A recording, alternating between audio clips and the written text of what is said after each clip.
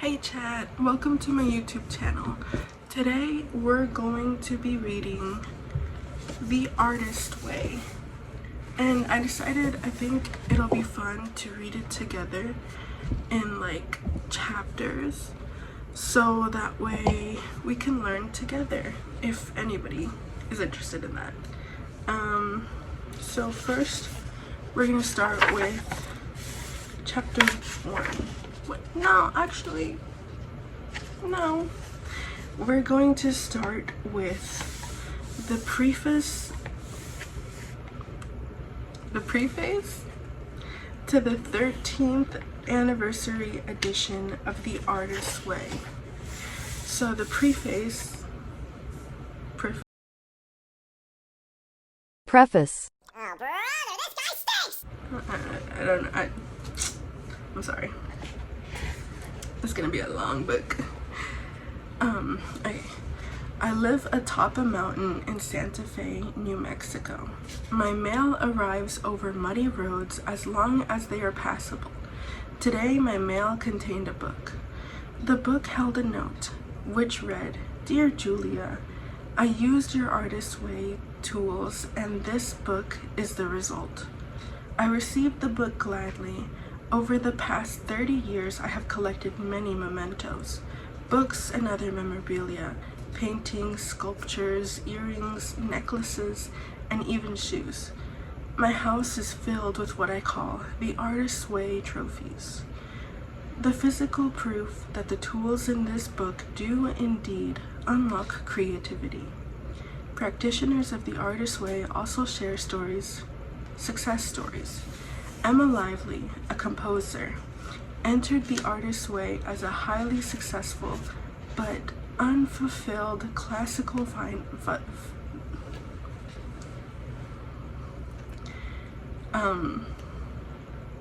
violist. Is that really what it's called? Violin, I think. Working the tools, she encountered a long-buried dream. As a youngster, she had planned to write her own music. Growing up, in the name of being sensible, she had set this dream aside, learning to play music of other people, real composers, as she thought of them. The memory of her childhood dream was sharp-edged. Wasn't the dream beyond her reach? What?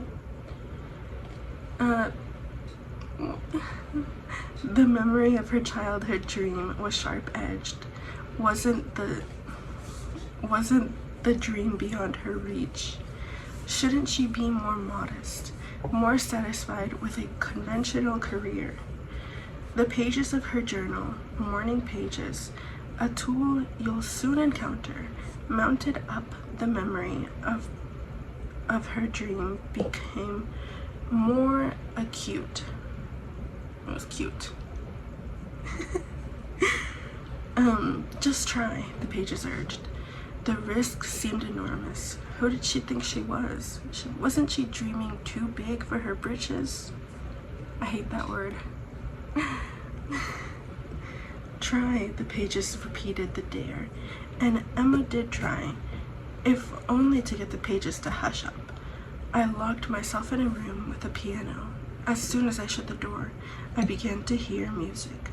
The music Emma heard being a collection of small songs. Next, the pages suggested a story with music to accompany it. Braver now, Emma wrote her first musical. As this writing, her third musical, Bliss, premiered in Seattle to standing ovations and is hopefully Broadway bound. Emma finds herself writing more music daily. She is now a composer playing her own music as she dared herself to dream. Stories like Emma's are the fruit of using Artist's Way tools. Morning pages led to expansion, and what begins as a risk soon becomes a risk taken. Only try, just a baby step. The pages coax. and the baby steps soon become strides into a new and more exciting world. I've been using the tools in this book for more than 3 decades, and when I asked if I still do morning pages, I answer in the affirmation. I still do pages because they still work. At their urging, I have written poems, songs, plays, musicals, and many books.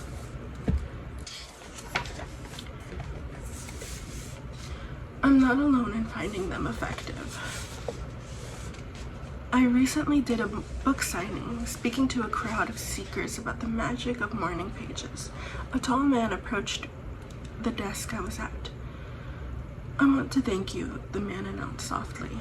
"For a quarter century of morning pages, in all that time, I've missed only one day, the day I had a quadruple bypass surgery." I don't know what that means. He had diarrhea, constipation, I think. I don't know. I pictured the man recovering in his hospital bed, a journal propped by his side. He now looked at the picture of his vibrant health. His well-being was palpable. Was that also a boon of the pages? I have no idea what boon means.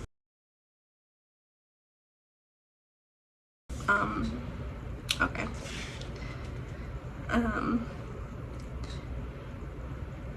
No area of our life is immune to their wisdom. The pages, okay. I mean, the pages are pages, you know. The wisdom on the pages is because of you, you know? Yeah. Now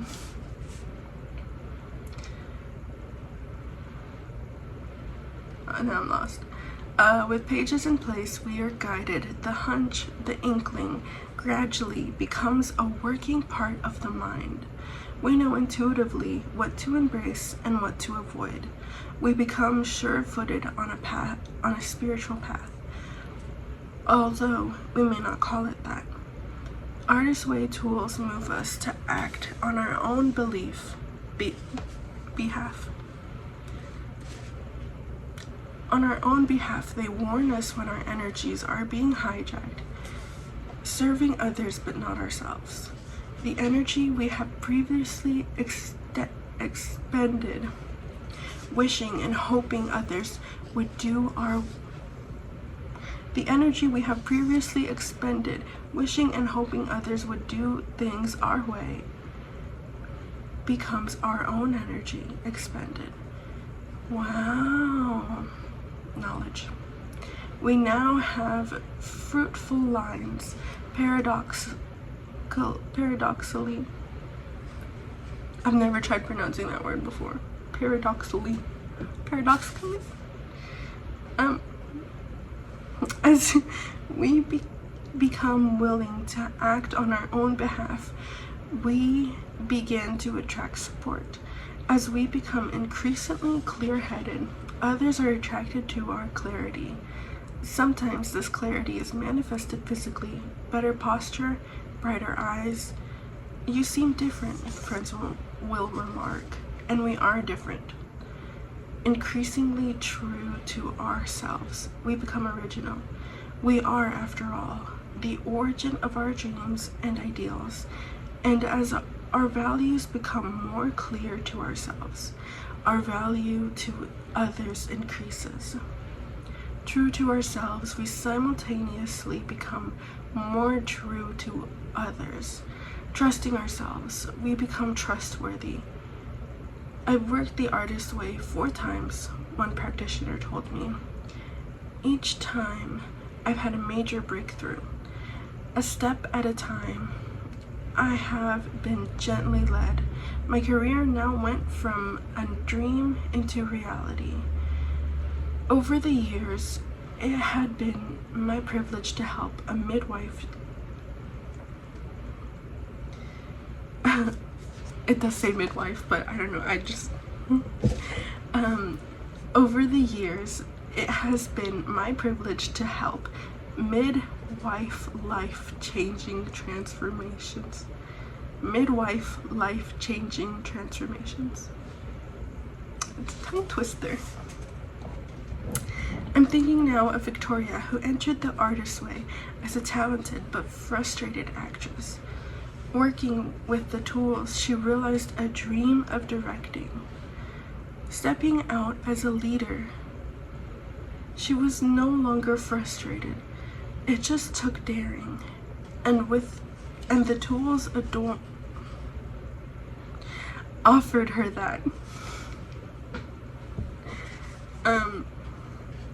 Morning pages are a loving witness to our growth process.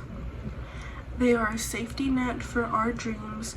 Artist dates or solo adventures taken once weekly that help assure us that the world indeed is a benevolent place. I think that means good. I could be wrong. It could mean horrible place. I'm just kidding. I highly doubt that it means that. Also, when I looked up, I saw a speck. Is there a ghost in here?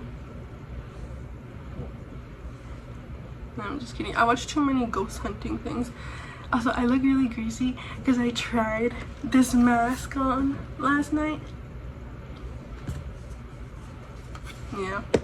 Go watch my other YouTube video if you haven't yet. Okay.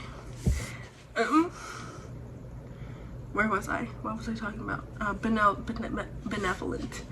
Taken together, the two tools are powerful levers for change. For 3 decades now, I have watched the tools at work, moving people from lives of frustration into lives of joy. Pages, one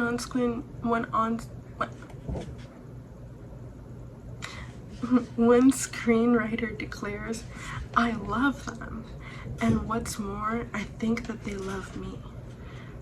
I've written 14 feature films. Pages do feel like a loving and loyal friend. That's great because I don't have friends.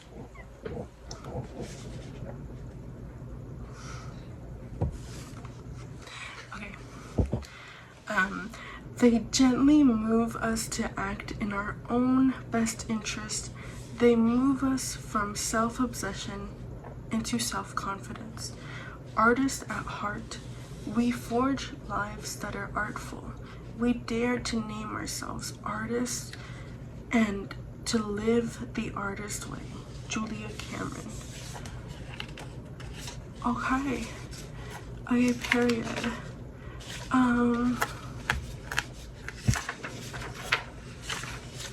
I don't know if I should read more, but I do think that reading this on out loud and on camera is probably better for me, because sometimes when I read in my mind, I get distracted because my mind goes like a million hours per second sometimes. So that's why I just like reading books out loud, because I feel like I actually register it sometimes. Sometimes, like I said, my mind does go like a million hours per second, so like I'll be reading something and then I'll be thinking about something else. But I feel like having a camera in front of me makes me focus more.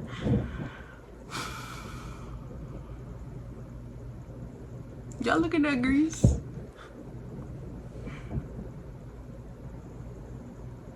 Okay.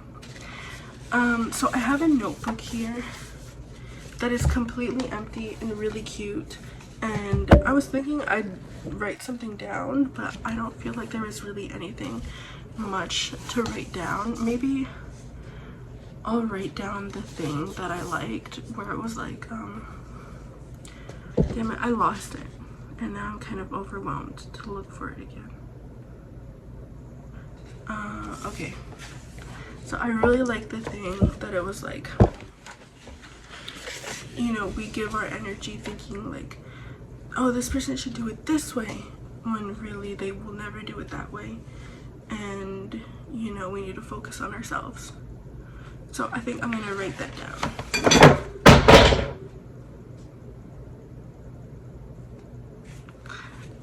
Okay.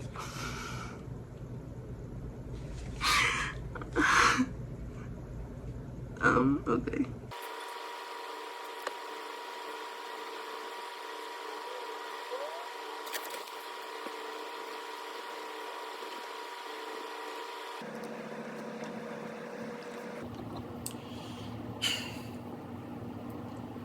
Okay, focus now. Okay, the energy we have previously expended, wishing and hoping others would do things our way.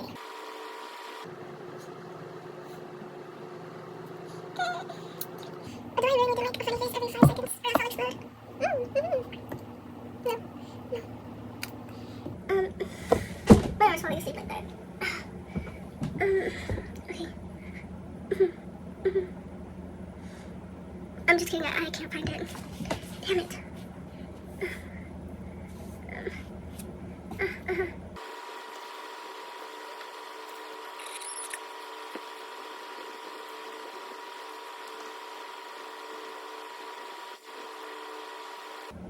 Okay, now I think I just wrote too much.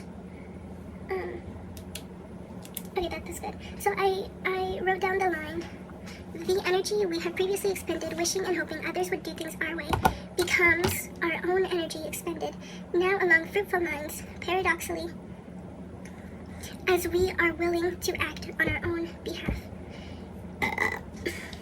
Facts. See? That's why I burped. Yeah, so... I think I'll go ahead and read the introduction. But the introduction, okay, so the preface was like 2 pages.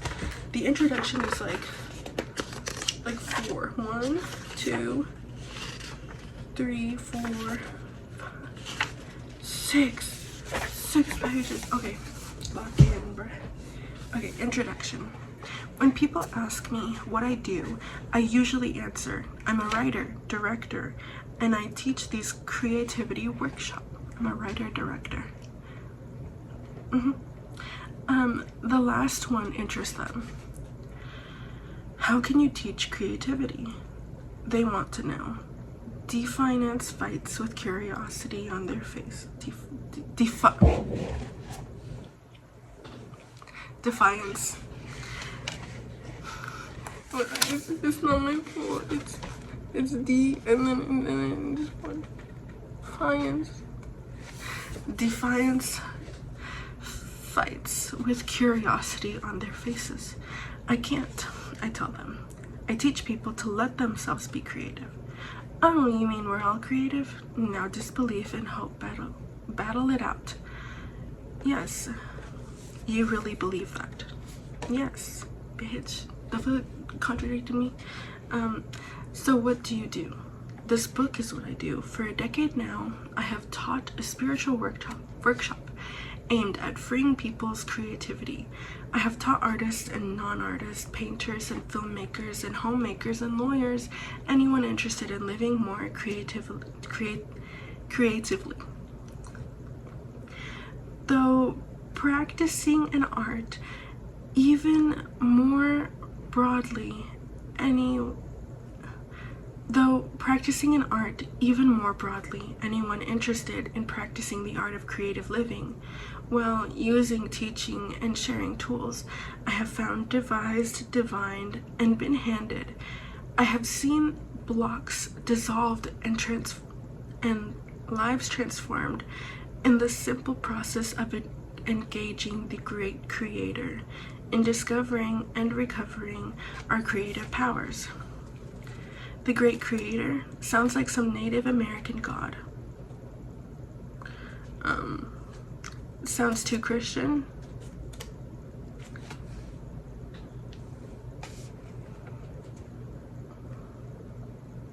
Too New Age. Too stupid, simple-minded, threatening. I know.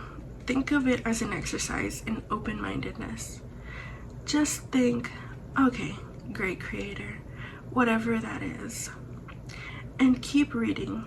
Allow yourself to experiment with the idea there might be a great creator and you might get some kind of use from it in freeing your own creativity. Because the artist's way, in essence, a spiritual path, initiated and practiced through creativity. This book uses the word God. This may be volatile for some of you, conjuring old, unworked, unpleasant, or simply unbelieving ideas about God as you were raised to understand Him. Please be open-minded.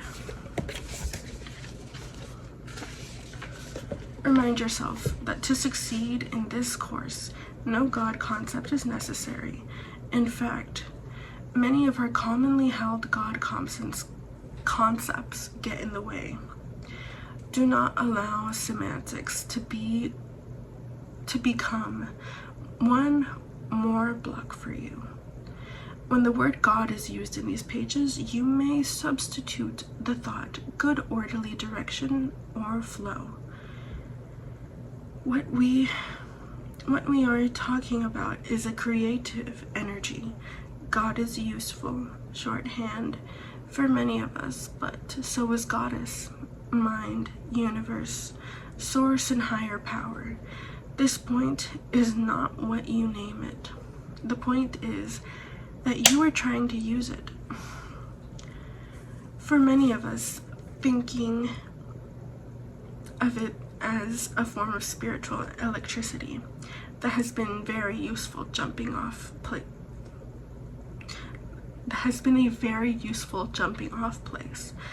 By simple scientific approach, the experimentation and observation, a workable connection with the flow of good, orderly direction can easily be established. It is not the intent of these pages to engage in explaining, debating, to use it. Do not call it God unless that is comfortable for you. There seems to be no need to name it unless that name is a useful shorthand for what you experience. Do not pretend to believe when you do not. If you remain forever atheist, agnostic, so be it. I kind of added a little sass at the end. I didn't mean that.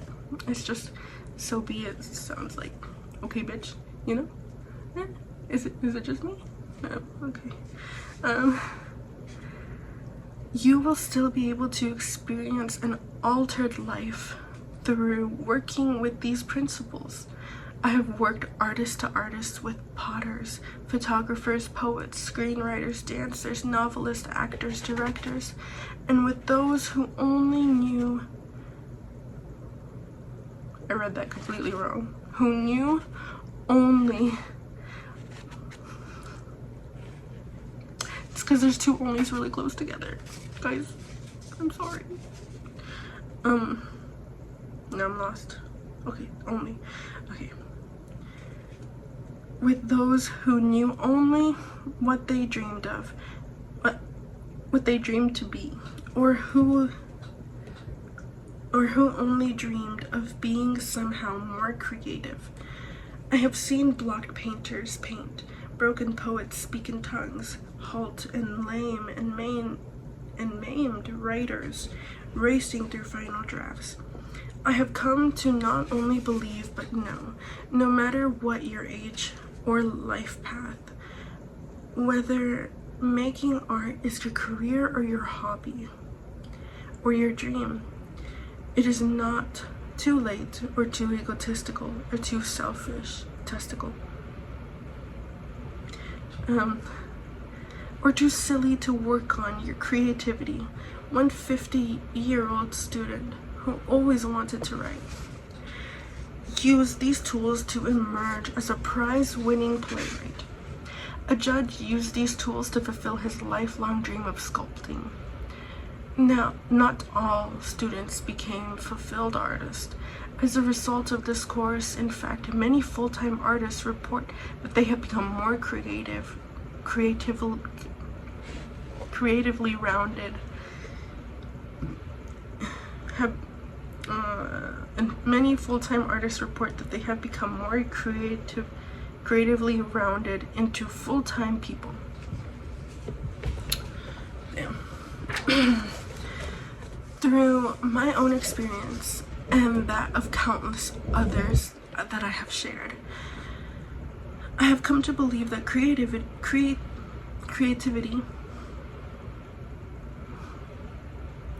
is our true nature, that blocks are an unnatural thwarting of a process at once as normal as a miraculous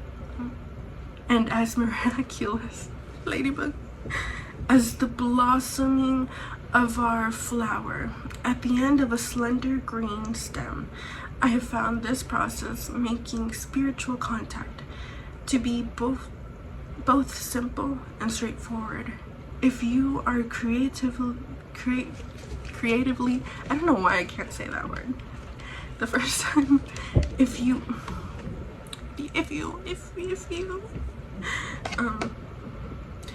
are creatively blocked, and I believe all of us are to some extent, it is possible, even probable, that you can learn to create more freely through your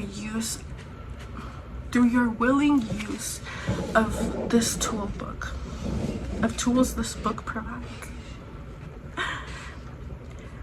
Just as doing hatha yoga stretches alters the consciousness when you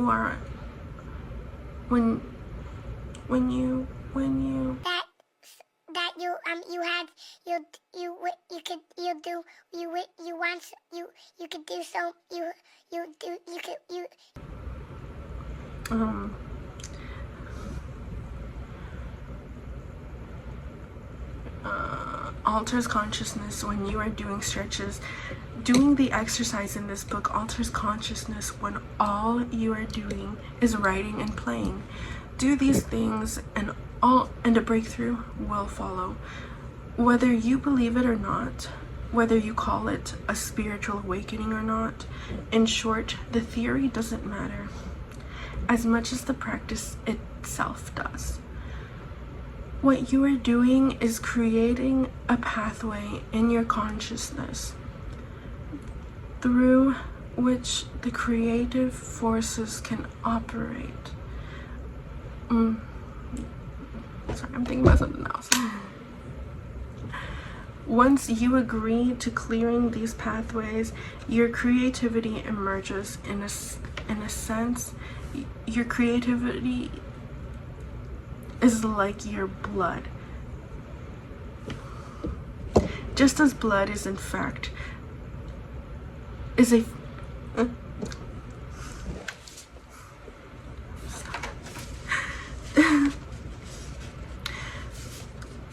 just as blood is a fact of your physical body and nothing you invented, creativity is a fact of your spiritual body and nothing that you must invent.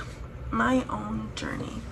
I began teaching the creativity workshops in New York. I taught them because I was told to teach them. One minute, I was walking in the West Village on a cobblestone street with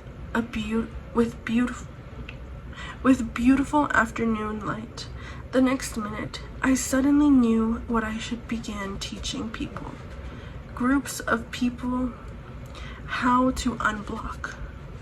Maybe it was a wish exhaled on somebody else's walk.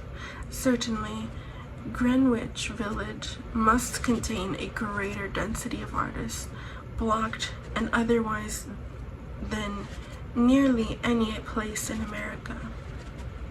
I highly doubt that. I think New York is like the most creative people just like ever, because like I don't think you can be in New York and be, you know, just living a life that is just, because like that just doesn't match up. Because why are there so many creative people in New York? New York glaze for 1 minute. Okay. Must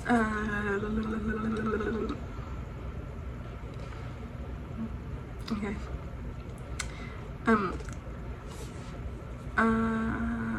And otherwise than nearly any other Latin America. I need to unblock. Someone may have breathed out. I know how to do it, I may have responded, picking up the cue. My life has always included strong internal directives, marching orders, I call them. In any case, I suddenly knew what to do and how to unblock people, and that I was meant to do so, starting them, and there was with the lesson I had learned myself. Where did the lessons come from? In 1978, damn, you're old. No, I'm just kidding. In January, I stopped drinking. I had never thought drinking made me a writer, but now I suddenly thought drinking might make me stop. In my mind, drinking and writing went together, like, well, scotch and soda. For me, the trick was always getting past the fear and onto the page. It was like playing Beat the Clock. Trying to write before the booze closed in like fog and my window of creativity was blocked again. By the time I was 30 and abruptly sober, I had an office on the Paramount lot and had made a whole career out of what kind of creativity, creative in spasm. A whole career of that kind of creativity. Creative in spasms, creative as an act of will and ego, creative on behalf of others. Creative, yes, but in spurts, like blood from a severed carotid artery. As a decade of writing, and all I knew was how to make these headlong dashes. I don't know what that means. And hurl myself against all odds. At the wall of whatever I was writing, if creativity was spiritual in any sense, it was only in its resemblance to a crucifixion. I fell upon the thorns of prose and bled. Prose. I don't know what that means either. If I could have continued writing the old painful way, I would certainly still be doing it. The week I got sober, I had 2 national magazine pieces out, a newly minted feature script, and an alcohol problem. America. No, I'm just kidding. I'm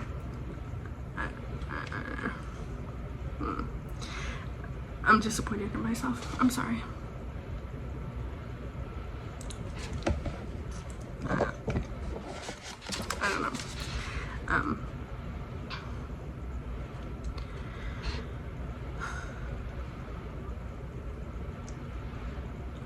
An alcohol problem I could not handle any longer. I told myself that if sobriety meant no creativity, I did not want to be sober. Yet I recognized that drinking would kill me and the creativity. I needed to learn to write sober, or else give up writing entirely. Necessity, not virtue, was the beginning of my spirituality. I was forced to find a new creative path, and that is where my lesson began. I learned to turn my creativity over to the only God I could believe in, the God of creativity, the life force, Dylan Thomas called, the force that through the green fuse drives the flower. I learned to get out of the way and let that creative force work through me. I learned to just show up at the page and write down what I heard. Writing became more like eavesdropping and less like inventing a nuclear bomb. It wasn't so tricky, and it didn't blow up on me anymore. I didn't have to be in the mood. I didn't have to take an emotional temperature to see if inspiration was pending. I simply wrote. No negotiations, good, bad, none of my business. I wasn't doing it. By resigning the self-conscious author, I wrote freely. In retrospect, I am astounded I could let go of the drama of being a suffering artist. Nothing dies harder than a bad idea, and a few ideas are worse than the ones we have about art. We can charge so many things off to suffering artist identity: drunkenness, promiscuity, promiscuity. I don't think I've ever pronounced that word either. Fiscal problems, a certain identity. A certain ruthlessness or self-destructiveness in matters of the heart. We all know how broke, crazy, promiscuous, unreliable artists are. And if they don't have to be, then what is my excuse? The idea that I could be sane, sober, and creative terrified me, implying, as it did, the possibility of personal accountability. Me implying it as it did, the possibility of personal accountability. You mean I have these gifts? I'm supposed to use them? Yes. Providentially, I don't even know what that word is. I was sent another blocked writer to work with, and at this time, I began to teach him what I was learning. Get out of the way, let it work through you. Accumulate pages, not judgments. He too began to unblock. Now, there were two of us. Soon, I had another victim. This one, a painter. The tools worked for visual artists too. This was a very exciting time for me. This was very exciting to me. In my grander moments, I was gonna say grandma, grandmother. In my grander moments, I imagined it was turning into a creative cartographer, mapping a way out of confusion for me, for myself. Why did I have to learn what I learned the way I learned it? All by trial and error, all by walking into walls.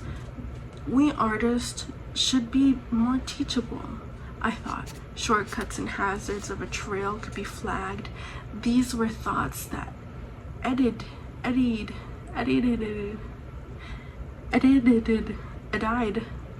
with me. I don't know what that means. I've literally never seen that word before. It's EDDIED. I don't know. With me as I took my afternoon walks, enjoying the light of the Hudson, plotting with what I would write next. Enter the marching orders I was to teach. Within a week, I was offered a teaching position and space at the New York Feminist Art Institute, which I had never heard of. My first class, blocked painters, novelists, poets, and filmmakers assembled itself. I had began teaching them the lessons that are now in this book. Since that class, there have been many others and many more lessons as well. This right here says, the position of the artist is humble. He is essentially a channel. That's beautiful. And this one's, it's Piet Mondarian.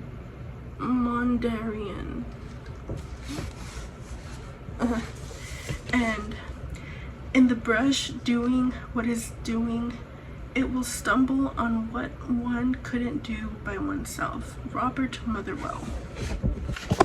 Okay, one more page and we're done. All right. The Artist's Way began as an informal class. Notes mandated by my partner, Mark Bryan. As word of mouth spread, I began mailing out packets of materials. peripatetic, I don't know what that means either. Jungian John Gianni spread the word of techniques. Wherever he lectured, seemingly everywhere, request of materials always followed. Next, the Creation Spirituality Network got the words of the work, and people wrote from Dubuque, British Columbia. Literally never heard of that place. Indiana students. Dubuque. Oh, that's Dubuque.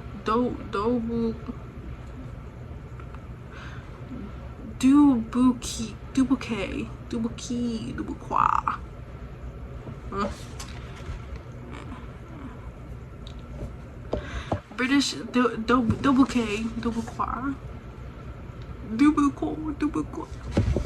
I need to wash my face. The mask is still on my face. And it's on my... It's my... Guys, why didn't you tell me? I've been here for 40 minutes and you didn't tell me.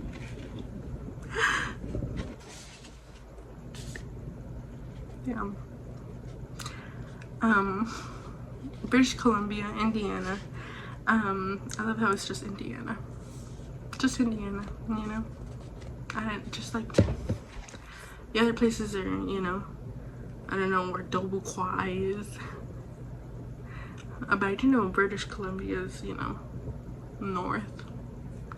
And then it's just Indiana. Two places I don't really know. And then Indiana. Students materialized all over the globe. I'm in Switzerland with the State Department. Please help me.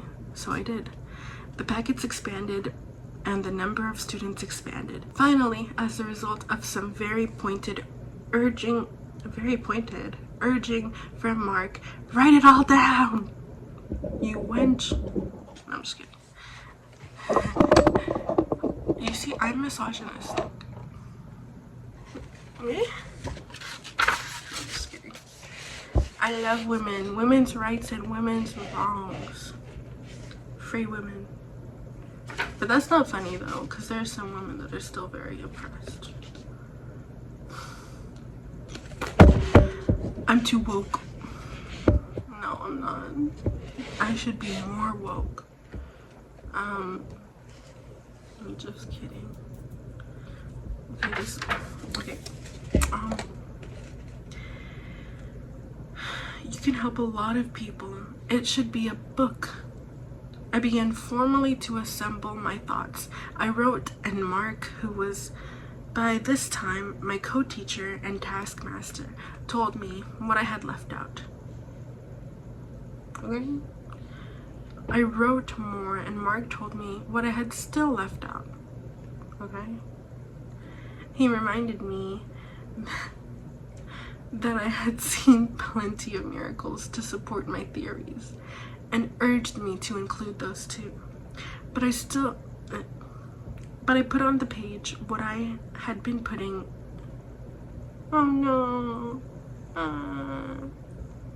No, I can't see. Okay, where was I? Let me just get a flashlight. Okay. Oh, this flashlight. Party.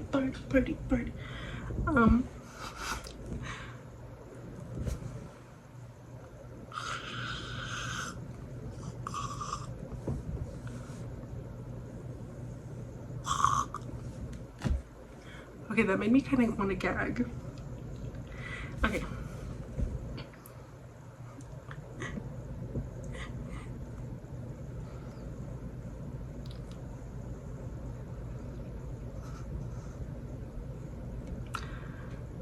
Okay.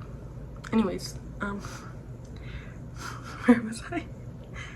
Okay. I'm putting on the page what I've been putting into practice for a decade. The resulting pages emerged as a blueprint for to-do-it-yourself recovery, like a mouth-to-mouth resuscitation or the Heimlich maneuver. The tools in this book are intended as lifesavers. Please use them and pass them on. Many times I've heard words to this effect. Before I took your class, I was completely separate from my creativity. The years of bitterness and loss had taken their toll. Then, gradually, the miracles started to happen. I had gone back to school to get my degree in theater. I'm auditioning for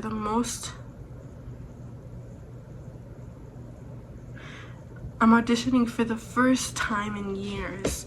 I'm writing on a steady basis, and most important of all, I finally feel comfortable calling myself an artist. I'm doubtful I can convey to you the feeling of the miraculous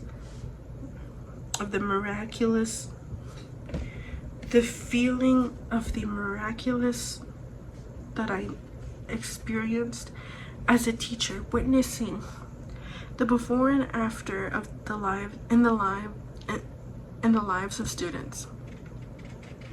Over the duration of this course, the sheer physical transformation can be startling, making me realize that the term enlightenment is a literal one. Students' faces often take on a glow as they contact their creative energies. The same charged spiritual atmosphere that fills a great work of art can fill a creativity class. In a sense, as we are creative beings, our lives become our work of art. And then over here it says, God must become an activity in our consciousness. Joel S. Goldsmith. Okay, that is it for the introduction and the preface. Thank you guys so much for watching. I hope you learned something, and make sure to come back tomorrow for more of the book. Thank you for being with me. See you next time.